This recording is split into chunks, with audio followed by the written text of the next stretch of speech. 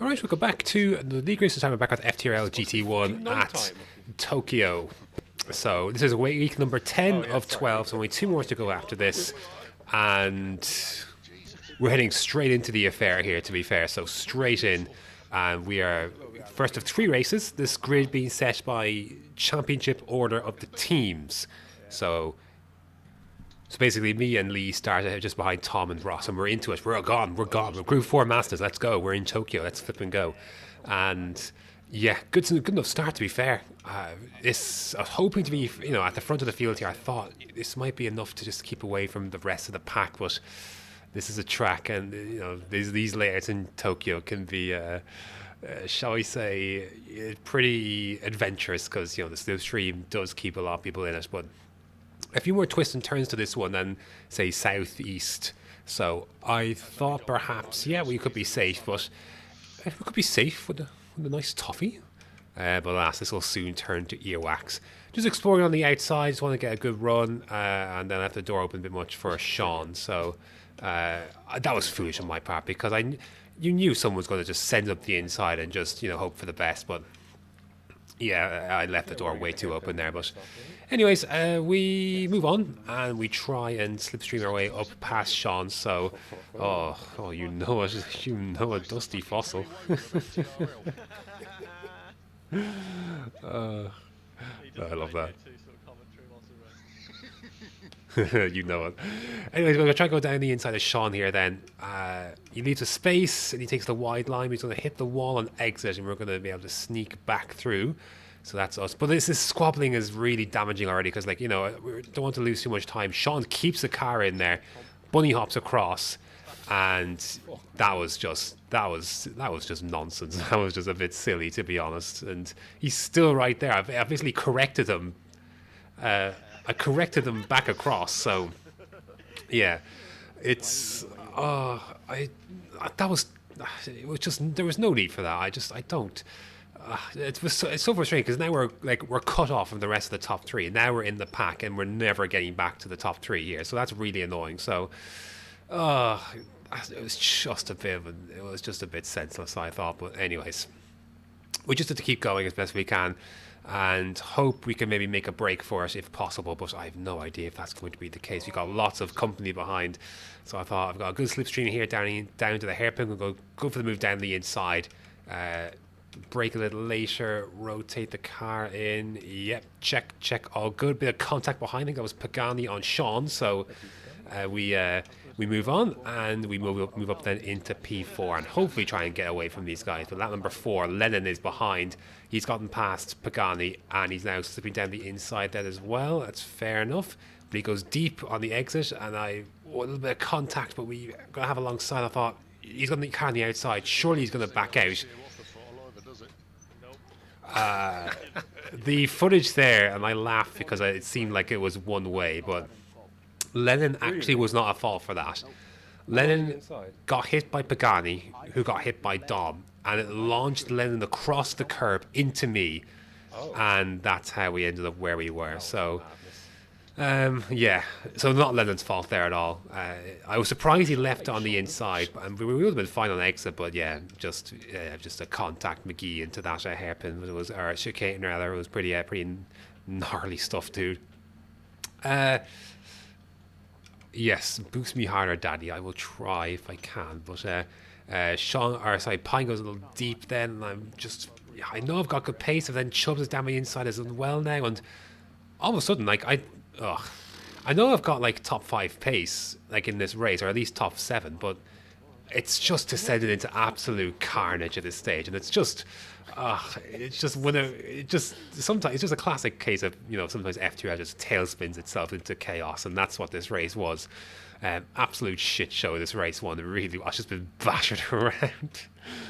Lap 6 then, we're going to try and make the best of it that we can. We're going to try and recover. We did get by Chubbs not too long ago, because I think he gave the position back, but then he's going to go down the inside into this hairpin. I was hoping for a better exit than I actually got, and just enough to pull alongside, but Chubbs is going to have to slipstream. Hopefully that comes back to me with unsafe. We're going to try and have a drag race, but their guys are just following each other in front, and will I be able to keep this position? Have to be very careful. No, Chubbs has got a bit more of a drag, and he's going to get through then up to P13 then. So, yeah, tough one. It's just descended into madness, hasn't it? It's all fallen to shit pretty quickly. Anyways, though, we're going to try and make some of it back though into this chicane. We take it nice and easy into the death chicane, and there is Contact McGee everywhere. Dusty Fossil's off. Chubbs is off. Rom is here as he got involved as well. So a lot going on all at once. You can see Biggles just behind us now as well. So yeah, here's lap number 7. Plenty to play for. It's just we can see where we can recover to as best we can really. Lap number 10 and unsafe. There's a big kerfuffle into this hairpin. And a bit of contact from unsafe on the exit of that on the inside wall there. So we should be able to get a better run then. And hopefully use the slipstream of Pine as he will eventually pull out to the right, I think. You can see Unsafe's Barbie livery there. Very nice stuff indeed. Yeah, oh, I got bumped from behind. I think actually got, did I get bumped from behind? I was a lot of pace I just gained there, so I may have got bumped from behind. But anyways, I actually just didn't see for a sec. Anyways, we move past then Unsafe then. And yeah, we should be good then to try and just keep moving up the field as best we can, and we do. Lap number 12 then, you got Rom serving a penalty. We got Pine right in front of us. And is there another car in front of him? Not immediately, but not too far up the road, there's Dom. So, yeah, so we're trying then. Lap 13, we're getting late in the day now. So, P9 we have curve 2. We're going to go around the outside of Pine. Can we make this get a little switch back? No, because there's a car on the inside. So, yeah, that's the dangers of running low on the chicane. So you just whack into, you try and get a switchback and someone else just sends it down the inside and you whack into them. So that makes the switchback hard on that. That makes the switchback hard on that hairpin when there's got company. But anyways, we've got try and get that place back now. We got a nice run of speed. I'm going to try and bump draft though, just for this initial stage, and then see if we can send one. Unsafe goes defensive and he actually backs off. So. Maybe he thought he was at fault. I carry way too much speed into that hairpin, or that corner rather, and Rom almost follows me. So we move on into lap number 14. So look, there's still cars here. There's still positions to play for. But I think Rom is down my inside now, and yeah, Rom's quick, man. Rom is very quick. So we're going to try and work with Rom. Rom's good to work with. Rom is definitely a winning partner to work with, so to speak, when it comes to working together to try and get through the field and that kind of thing. He's a smart, savvy driver. So pleasure to work with him. And on the last lap, then I have a little look, because as much as you want to have some fun, last lap you're going to try and make some positions. Rom squeezed Pine a little bit there into the barrier, and I think he ended up reporting him for it in the end. And you can see Dom's got himself a last lap penalty. So when we come across the line, there's more carnage in front. Lee's had an off, so Lee's fallen out of that top 3 fight, and he's fallen all the way down at the end here. That's a real shame for the team. But anyways, we're going to go across the line then, and it's going to be P7 on track. We just about got Dom. Just about 400 of a second there. So we ended up recovering to P7 out of it. I think that turned into P6 once Rom got his penalty after the race. So we managed to somehow recover into 7th after all that carnage. But yeah, it was a very messy race 1, I have to be honest. It was very messy, so I was afraid it was going to be the same for race number 2. But we now start race 2 from 7th, which is the position then we start then, from where we finished race 1. So let's see if we could have a bit more of a chance to use our pace a little bit better this time round, because we had it. It's just we got absolutely splodged on, just like the back of my car there, because we're in Japan after all. Away we go. Decent start, to be fair. I feel like with the Group 4 car, I've gotten a bit more on top of it as the season's gone on. It was just an absolute disaster at the start in Spain, but I feel like we're extracting a bit more pace out of this car now. We're a little bit more comfortable with it. That was an almighty send. I cannot believe that. So that was unbelievable stuff. We got Pine on our right-hand side as well. So, yeah, we've lost 2 positions here, and I feel like I didn't do a whole lot wrong. But anyways, we move on, and there are 15 laps to unfold here. This race, I think, does set the grid for race number 3, which is in the Group 3. So, same track, same layout. a little bit of contact. Didn't mean to hit Pine there, so I made sure not to go back in front of him. But we have unsafe on our left-hand side then. I've seen lots of this Barbie car on our left. We've got Lee behind as well. I don't want to hold up Lee if I can avoid it. So, because I think Lee is a little bit quicker than I am. I generally try and move out of the way for my teammates, anyways. If if it's a case where I think I'm holding them up, but we're going to try and just bump along as best we can. I don't want to pull over to the side or for anything just yet. So let's see how we get on. Heading up through the tunnel. I love the sounds going through the tunnel. Zoom, zoom, zoom, zoom. Down the inside then of unsafe release and into this sweeping right-hander. And he's still on the outside. We leave the space. Oh, that's risky stuff. But have the inside for the chicane, and he does back out of it. So many cars side by side through that chicane. It is dangerous stuff. Lap 2 then. I think this is a sweet moment of the race for me. Couple of cars, yeah. Pine goes deep into Rom. We make one position on Sean, another position on Rom then, so that's 2 for the price of 1 maybe. And we're going to get into Pine's slipstream. Oh, a bit of contact there. Get into Pine's slipstream, and we should be able to move ahead of Rom then. Or is that coming back to Rom? Oh, it's hard to say. It initially was, and now we're narrow the slipstream. Yeah, now we're good. Now we should be able to slip through. Now I'll try and get through with Pine as well. So I don't think am I going to bump? Or do I decide to vault in front here? What did I decide to do? I think I decided to vault in front. Yeah, to the inside. And late on the brakes, sweep in. Oh, there's a bit of contact. Rom, I think... I don't know. I didn't know how to feel. I'm not sure how I felt about that one. I wasn't quite sure, but... anyways, then Pagani has an off, and then... this is lap number 4 now, so... Anyways, we get through on Pagani, then that's up with us into P5. So we're moving nicely through the field here, I have to say, from where we started. Obviously, we're down to 9th early on, so... Lap number 5, now what happens here? Oh, I have a bit of a moment over the curve, and I just hit the exit there, and that's going to allow Pagani through, and it's going to allow Rom through as well. So, yeah, a little bit of a bump there on the death chicane. It was to be expected at some point in the night, but not too bad, not too bad. That could have been a lot worse.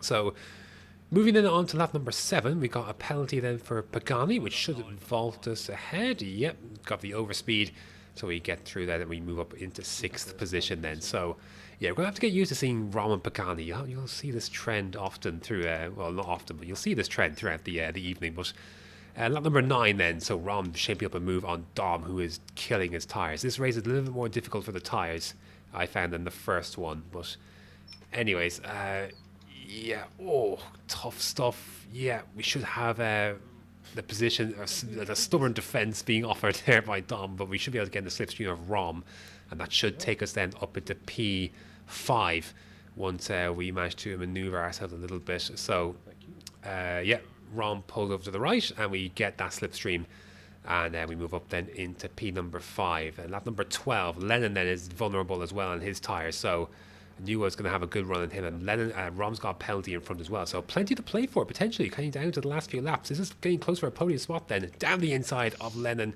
Oh, it was late, but you can see the radar, it didn't affect him too much, and he does try and go for a switchback, and he may be successful in doing so. He's right there on my right hand side. I don't quite know, I can't quite see him yet. Yeah, you can see up by the bumper there, and he decides to file in behind, and we actually end up keeping that position. Rom then comes to serve his penalty heading on to lap number 13. So we should have the overspeed to overtake him, and we do. So we move up into the 3rd place then. So yeah, we're looking good. But then Lennon's right on my outside as well. I have to be very, very careful. He's on the outside. I've got the inside. I should be able to sweep in and make this corner mine, and I do. But I see he's there, but he's made a little bit of contact with the wall. So yeah, we keep that position then, and we're into P3. And final lap then. I knew it was going to be close on fuel. And I knew Rom was going to... I think Rom's... Oh, that was a terrible hairpin. Oh, I was kind of wanting him to get through so I could kind of slipstream a little bit down this back straight. So it's going to be a drag race between me and Rom. Did I decide to try and file in here? If I was smart, I should have. What did I end up doing in the end? Because this was... Yeah, I think I ended up feathering the throttle a little bit just to... Yeah, let him through. Yeah, a slight feather at the throttle, and I got this slipstream. It's like, right, this is mine. So how do we play this then? Rom was going to go defensive. I think I may have actually bumped him just there. I think I messed up slightly on the timing of that. He's held the inside. I think actually watching this back is the first time I realized I actually bumped him. I think I bumped him. So he's going to keep this position then due to that miscalculation, unless he yeets the chicane. He does not, and we do not, but it's going to be a P4, which is a good recovery drive, I have to say, from where we started, and just showing the pace that was there the whole time. So, yeah, a good one then. And we're going to finish P4 then. So any top 5 in the Group 4 car I really take, really happy with. But there we go, an eventful race that sees us then into P4 then, just ahead of Lennon, unsafe in the lead and in 8th place then. So, yeah, good stuff there, I have to say. Good stuff there indeed. Right, the Group 3 race. 33 laps, I think. Yeah, so it's a reverse race then of race number 2. So 35 laps. So this was a tough one. This is a very tough one because the fuel is the issue here. So you have to decide early whether you're committing to the 2-stop on fuel or you're trying to limp it out for the 1-stop. Now the Lexus is an easy 1-stop, so I was just going to play this by ear and see how we got on. It was all about how much fuel we could save in the first stint. If we could do 18 laps in the first stint in traffic and saving fuel and slipstream and all that, then we're going to make this work. But I had no idea what the situation was going to be. I just was deciding, let's just play it by ear and see how we get on. I had no idea what strategy I was going to use. I knew, the contingency plans between a 1 and the 2-stop, what the conditions were needed to be to make this happen. But I had no idea. Tough stuff there. I had no idea what the actual story was going to be until this race unfolded. So yeah, we're going to have to very much play it by ear. It's going to be very much a situation where we, just let things unfold and see how you got on. Cars go off there, and Lee, I think, may have been involved in that, so we go ahead of him. So we're already up into P7.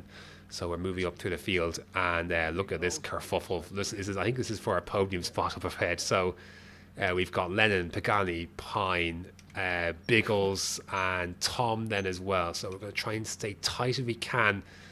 And we've got Ross behind us as well then. So, it's like 3 wide in some cases. It's close proximity stuff. We've got Ross then coming up in the rear. I didn't realize he was on my left-hand side. And a bit of I don't know if he hit me at all, but I certainly felt I didn't want to cause any more contact there. So, we lose a lot of positions as a result. That's unfortunate, man. We go from contending for a podium to be down in 12th. So, that was tough. I don't know if he actually hit me or not, but anyways, we are where we are now as a result. So lots of work to do, but we're just short shifting where we can, just save fuel as much fuel as we can where we can. We're going to see where things line up later on. Soft, big mess there, big mess there. Lots of cars involved. By the way, soft compound tires only for this race. That's the caveat to that. So only on the softs. The softs will be fine. It is all about the fuel. So that's where we're working with. So that number 4, who's gone deep there? That's unsafe. Big slide for Sean. And where do we go? I have no idea where to go. We're going to try and just follow Sean along as best we can. Sean's going to be, he's going to have very good pace in that Lexus. He will cycle up through the field as the fuel wears on, as others have to take into account for fuel saving. He will not. So, it's very tough at high speed though to hold that there. We got a nice little bump from Pagani there. We're going to go down the inside of unsafe release, surely into the chicane. I keep saying chicane. It's a hairpin of sorts.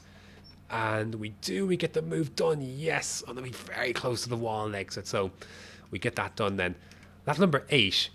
Pineland's really struggling. You could tell who was really struggling on fuel at this stage of the race. So we were doing okay, and I'm short shifting. You can see how much I'm catching up to Pines. I'm like, right, I'm going to go through now because I don't want to be going this slowly. So yeah, you can see the short shifting. A bit of a chop across, but. We've got Pagani and Rom behind, and what really helped was Pagani and Rom. We're all kind of helping each other here in a sense. Like I'm punching the hole for them, but I can shift early, and I'll use their bump drafts basically to help me along. So we're just kind of playing it by ear and just assessing the situation.